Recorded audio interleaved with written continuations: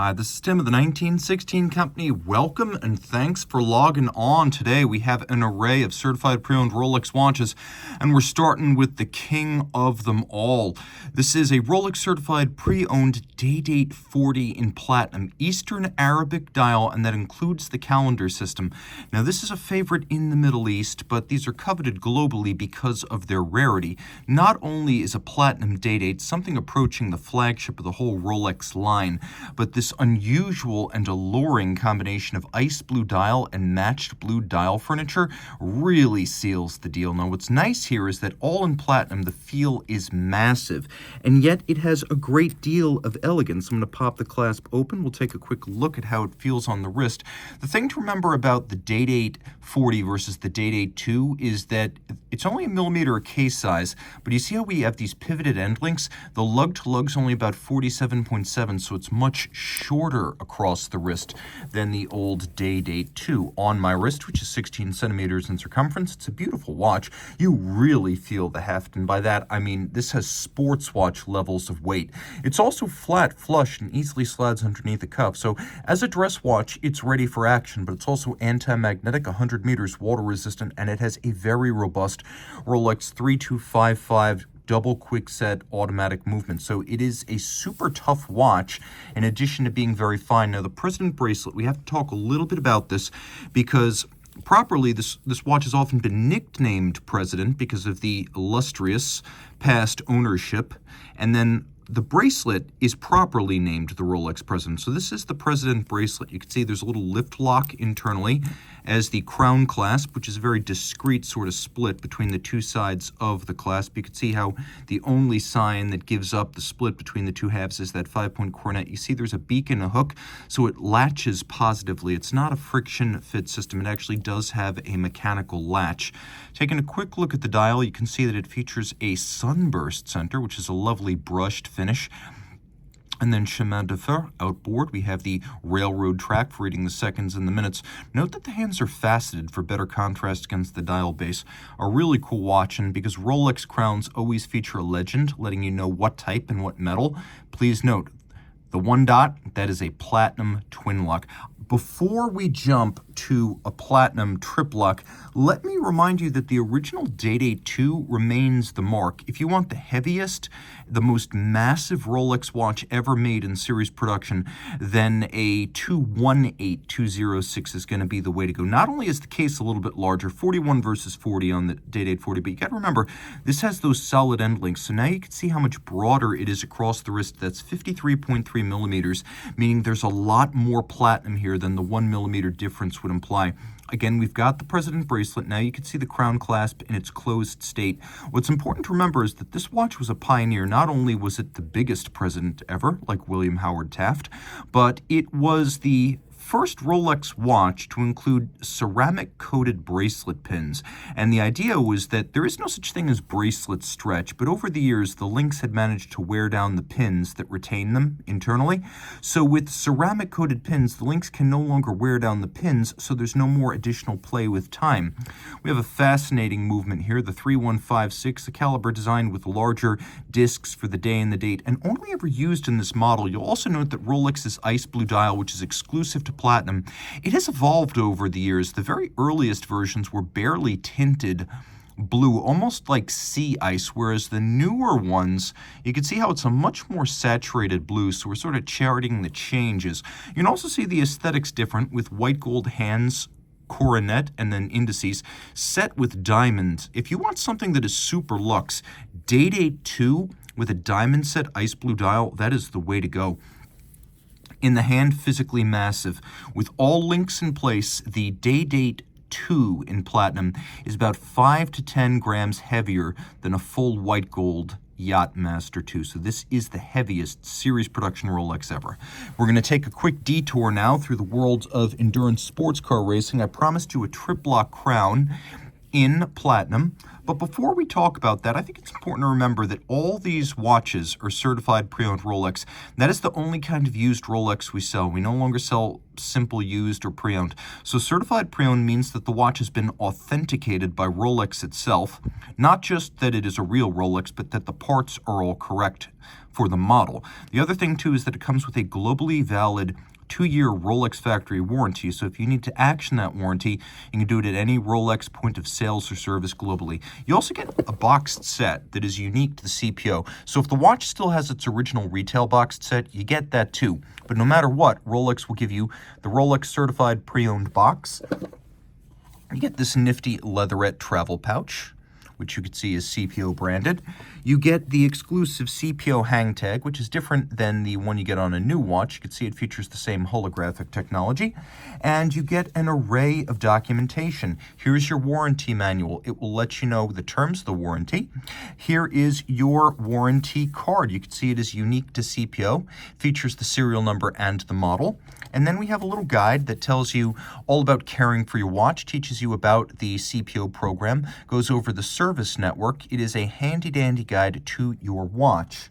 And then finally, there is a little leatherette pouch or wallet that allows you to store the cards accompanying the timepiece. So that is how CPO works and what CPO includes. So you're either going to get those box and papers or box and papers plus if the original retail articles are still available. So this is a watch launched back in 2013. It was sort of officially, unofficially, to mark 50 years of the Cosmograph Daytona. The watch was the first ever series production Cosmograph. There was a small volume production model made during the 5-digit era in the 1990s, but it was always a friends and family special. It was never specifically for the public, whereas this was a massive watch. It's all of platinum. You can see it features chocolate-colored ceramic, so we've got that Cerachrome ceramic. And then we've got a matching chocolate set of registers for one of the coolest aesthetics you will find. And again, that more saturated take on ice blue. So here's the triplock crown in platinum. You can see that the way this works is you've got 3 dots, but the flanking dots are bigger, and the center dot is larger. I've also got a triplock crown in white gold, which you can see is the inverse, with the center dot being the largest and the flanking dots being smaller. So of course this watch right here, 40 millimeters in diameter, and I often find that Daytonas were a little bit smaller than their rated size. It's 100 meters water resistant. We should mention that because this is a sports watch designed for 24-hour racing, we do have lume so you can view the time through all 24 hours. Inside, Rolex caliber 4130, vertical clutch, column wheel, chronometer, full balance bridge with a free sprung balance adjustment by Micro Stella bolts, a Rolex signature, 4 Hz beat rate, and it features the first ball bearing rotor ever on a Rolex series production watch. They debuted back in 2000 on the 4130s, and that is what you get right here. 3 days of reserve, vertical clutch, column wheel. If you're the type who just likes to run your chrono full time, the vertical clutch gives you the flexibility to do that. See if we can fire this one up. I haven't actually wound it. But we have screw down crowns, so if you choose to luxuriate in Daytona Beach after the race, you can jump in the surf. By the way, Rolex is really the most vertically integrated manufacturer. You can see not only does Rolex make its own lume, chromalite, it actually makes its own lubricants and even its own shock protection these days. So what I'm about to show you is something very special, and you may not realize how special at first glance, but this is the final version of the rarest Rolex Yacht-Master II. Of course, the Yacht-Master II came out in 2007, a programmable flyback and fly-forward regatta timer. It was an extension of a concept dating back to the 80s and Rolex patents, and they finally realized it in this form. The base is the same as the Daytona, so it's automatic vertical clutch column wheel with a 3-day power reserve and a chronometer, and it features the Parachrome Blue anti-magnetic overcoil hairspring. But what makes this special is that it features that flyback system. So when you are in a match, which is one race inside a regatta or a sailboat race, you need to be able to count down. Typically 10 or 5 minutes will be the countdown, but regardless of what time used, this is a ring command bezel that allows you to program any minute from 1 to 10, so you can customize the countdown. I'll fly back right here, and you can see that I am able to restore the set time, just like that. And what will happen is as I activate the chronograph trigger, it will reset the seconds, but the index for the minutes will jump forward or backward to the closest minute. It's not strictly a flyback, it's a fly to closest, a unique complication for which Rolex is the only example I can think of. It also features memory, so every time you reset it until you reprogram with the bezel, it will reset to whatever minute you have programmed. So you can see I have this one programmed to 8 minutes. Vertical clutch column wheel, you can see just like the Daytona, smooth engagement. So if you want to leave the chrono running, eventually the minute indicator will reach the end of its travel, but the watch will continue to run on a chronograph seconds basis. Once again, we have no shortage of lume. This watch is 100 meters water resistant, so a Yacht-Master indeed. 44 millimeters in diameter, maybe not as thick as you think at 14. What's fascinating here, I said this was the rarest version. Well, obviously, the white gold watch with the platinum bezel was the most expensive Yacht-Master II when it came out in 2007, and it remained so throughout the production run of the model until 2024, when the white gold with platinum bezel was discontinued. There were 3 different series that I've identified. The originals featured baton-style hands in bare white gold. The next series, which debuted alongside the steel model in 2013, still had the baton hands, but they were blued now for better contrast.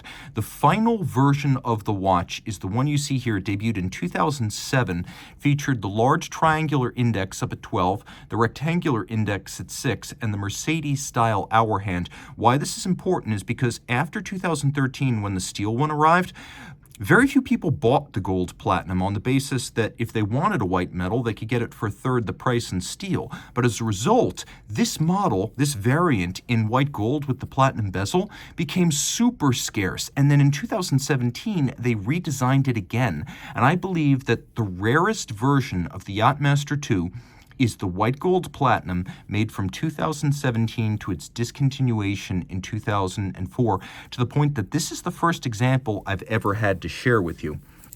I'll throw it on my wrist.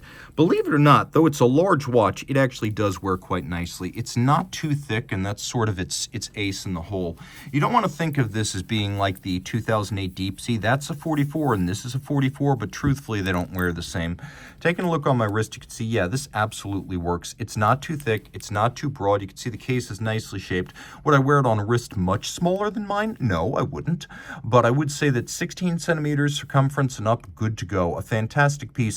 And along with the Sea Dweller 40 that was made from 2014 through 2016, this is probably one of the most collectible modern Rolex sports watch references. In terms of sheer rarity and uniqueness, this definitely pegs the meter.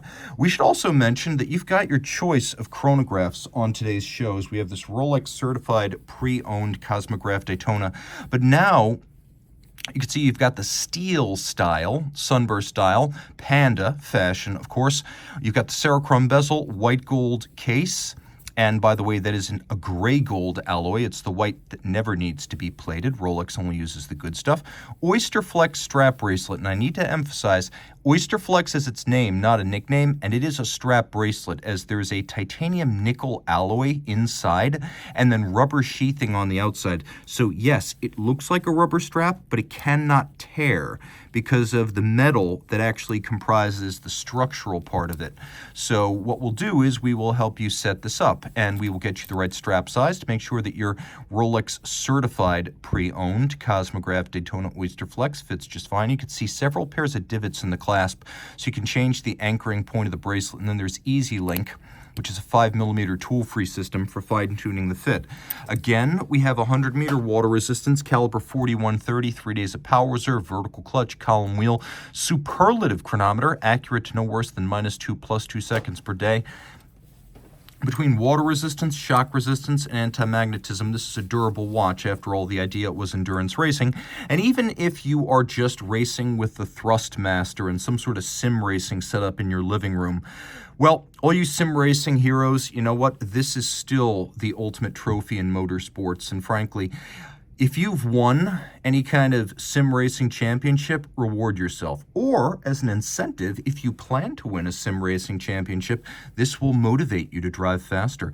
Easy to wear, super short across the wrist, compact and flat at about 12.3 millimeters thick. It's a great watch for a smaller wrist, and unlike, for example, the full bracelet Cosmograph or the Yacht-Master II I showed you, this is definitely more of a unisex option, equally viable for him or for her. And the Oyster Flex is probably the most comfortable system of its type, because you can see not only rubber, but we also have this bellows system on the bottom to provide a little bit of aeration and also a tighter fit when it's on the wrist. What's fascinating about the Turnograph is that it arrived as its own model back in the early 1950s and predated the Submariner by a few months. So this was the beginning of a series production Rolex with a rotating bezel. Now this right here is the 116261, so ever rose red gold and stainless steel. The Turno hasn't been in the lineup since about 2010, 2011, and you can see that it's a lovely and unconventionally sporty take on the Datejust.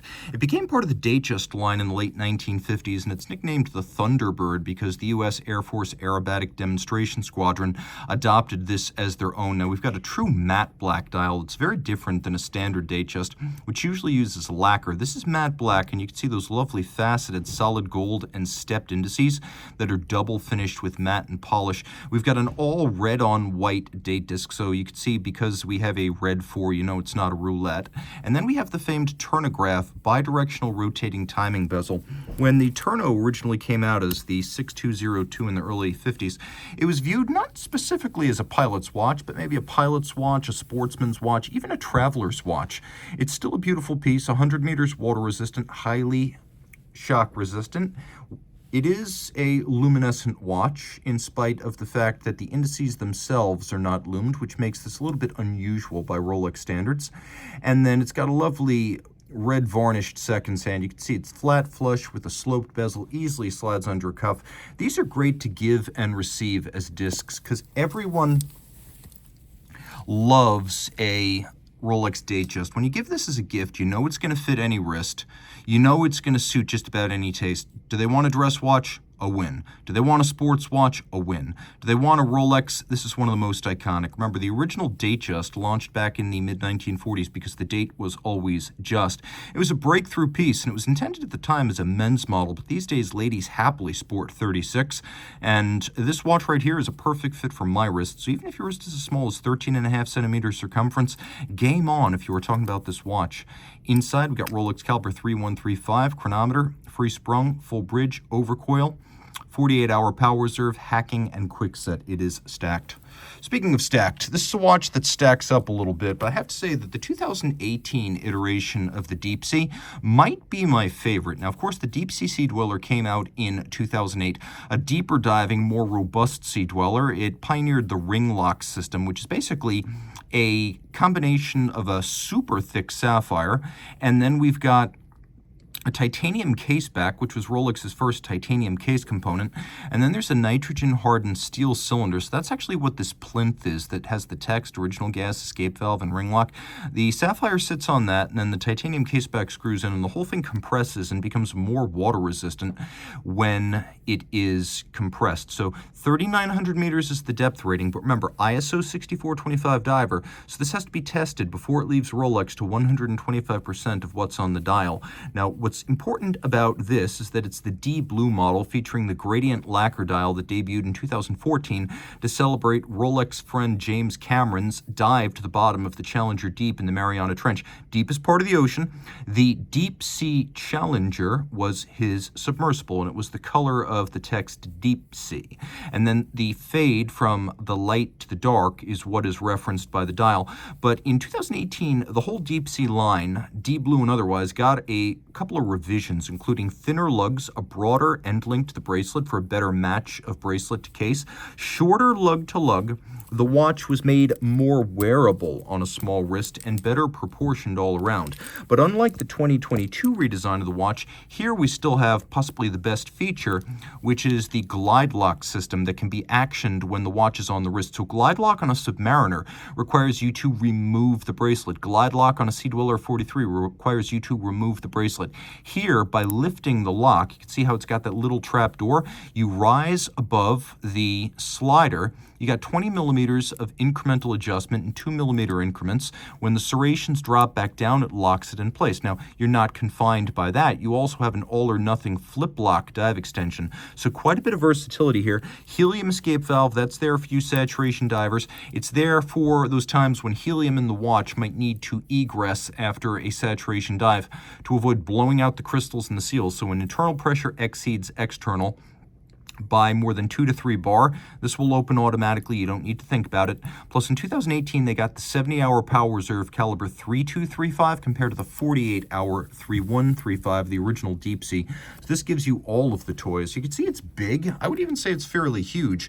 But if you want to wear this as a pure tool-style watch, you're going to find, even on a wrist my size, it's viable. Big is the look because legible is the rule. And the bezel feel is superb. Rolex does a great job of mixing silky and mechanical, two things that generally don't mix, like oil and water. It's hard to have a bezel that glides in smooth fashion, but still has meaningful detent action. This one does. It's 120 click. You can see it has a Cerachrome ceramic insert for scratch resistance, and then PVD deposition of platinum in the wells for the indices and the numerals. The bezel pearl actually has a little sapphire cap above it, and remember, that crystal's over 5 millimeters thick, so there's no Cyclops eye magnifier. No shortage of lume. Importantly, that includes the seconds hand, so you know whether your diving instrument is running when you take the plunge. So, you may think that something crazy is going to cap this episode, because I usually save the craziest watch for last.